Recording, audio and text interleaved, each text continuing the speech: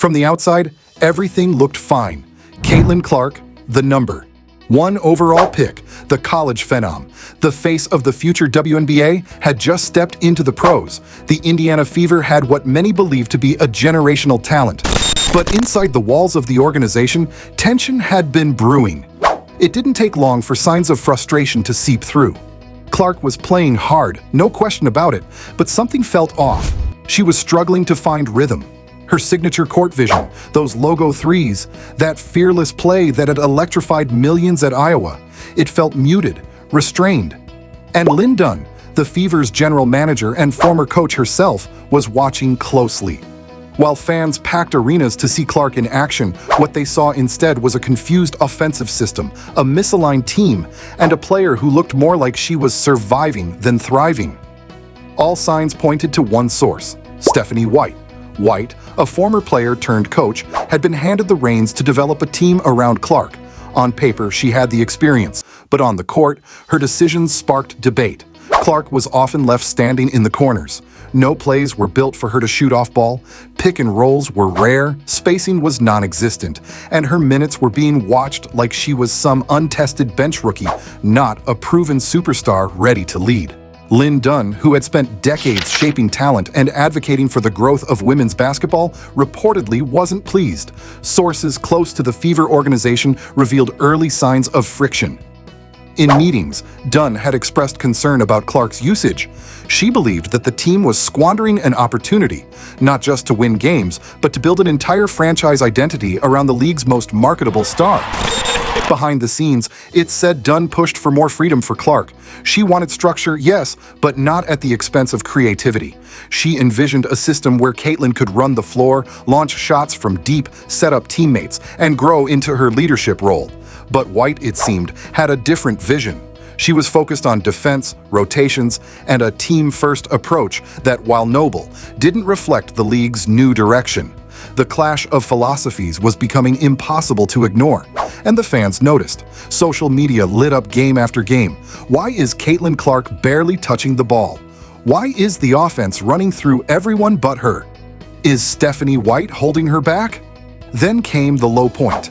A stretch of games where Clark was held to single-digit shots, benched in crucial fourth quarters, and even publicly criticized for her turnover. Breaking point came when, after a particularly brutal loss, White gave a post-game interview blaming rookie mistakes for the team's struggles. The implication was clear. Clark was the problem. Lin Dunn didn't wait long. In a now viral moment, Dunn was asked during a Fever media session about the team's direction and Clark's development. She didn't mince words. "We have one of the most talented young players this league has ever seen," Dunn began, her voice even but firm. "And it is our responsibility, our absolute responsibility, to put her in a position to succeed." Period. The room fell silent. "I've been around this game for decades," she continued. "You don't clip a peacock's wings and ask why it's not flying." Reporters furiously scribbled notes. Wasn't naming names, but the target was unmistakable. She needs the ball, she needs space, she needs freedom, and she needs a system that adapts to her, not one that forces her into a box she was never meant to be in. The clip exploded online. Fans rallied behind Dunn. Hashtags like #FreeCaitlin and #LetClarkCook trended for days. Even WNBA legends weighed in. Sue Bird tweeted, "Give the kid the keys."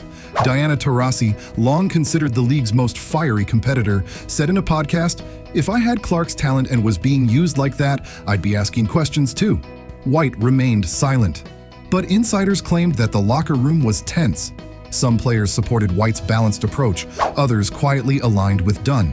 The divide was real, and Clark, ever the competitor, remained respectful but clearly frustrated. Her body language on the court told the story. Less fire, more confusion. The situation came to a head after a narrow loss against a struggling team. Clark had just 8 shots, while the offense ran through veterans with lower efficiency. Dunn reportedly stormed out of the executive box before the game even ended. Within 48 hours, changes were made behind closed doors. Sources say Dunn confronted White directly. "It wasn't pretty. You're going to lose her," Dunn reportedly said. "And if we lose her, we lose the future." Stephanie White pushed back, defending her system, but Dunn didn't budge. "This isn't college ball. This is business, and Caitlin Clark is the business." Publicly, no coaching changes were made, but subtle shifts followed. In the next game, Clark had the ball in her hands from the tip. She took 20 shots, dished out 11 assists, and the team won in dominant fashion. The message was loud and clear. Even Clark herself hinted at the change. In a post-game interview, when asked about the new offense, she smiled slightly and said, "I just feel more like myself again." Fans erupted. From that point forward, the Fever looked different, and Lin Dunn's fingerprints were all over it.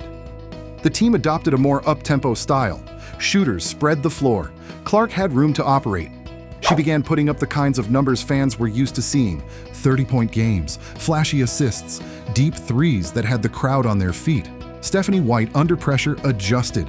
To her credit, she didn't fight it publicly, but behind the scenes, league insiders claimed she had been told directly, "Play to win, but win with Clark." The turnaround was noticeable.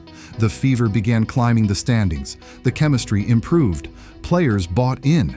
And more importantly, Clark looked happy again, energized, confident, the leader everyone expected her to be. Lin Dunn had done what great leaders do. She protected her investment, stood firm in the face of internal resistance, and fought for her player, not just because it made basketball sense, but because it was the right thing to do. In the weeks that followed, the media continued to draw comparisons. Clark versus Reese, Clark versus the league. But inside the Fever, the real story was this: Lin Dunn had saved the season, and perhaps Caitlin Clark's WNBA future.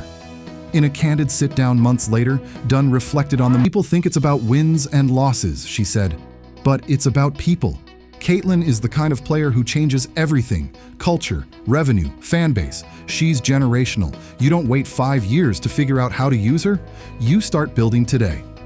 Asked if she and White had patched things up, Dunn smiled knowingly. "We're aligned now," she said. "Sometimes you have to shake the tree to get the fruit to fall." The Fever, riding the momentum of Clark's breakout and Dunn's direction, entered the playoffs with swagger. No one had expected it. But Clark's resurgence was no accident. It was the result of behind-the-scenes conviction and leadership. Today, Lin Dunn is credited not just as a savvy basketball executive, but as the protector of a movement, the woman who didn't let politics or pride get in the way of progress, the one who saw that the game was changing and made sure her team didn't get left behind. Caitlin Clark now plays like she's free, and the Indiana Fever, they're no longer a rebuilding team, they're a force, because one woman stood up and said, "Enough is enough." And that's how Lin Dunn didn't just hold back, she changed everything.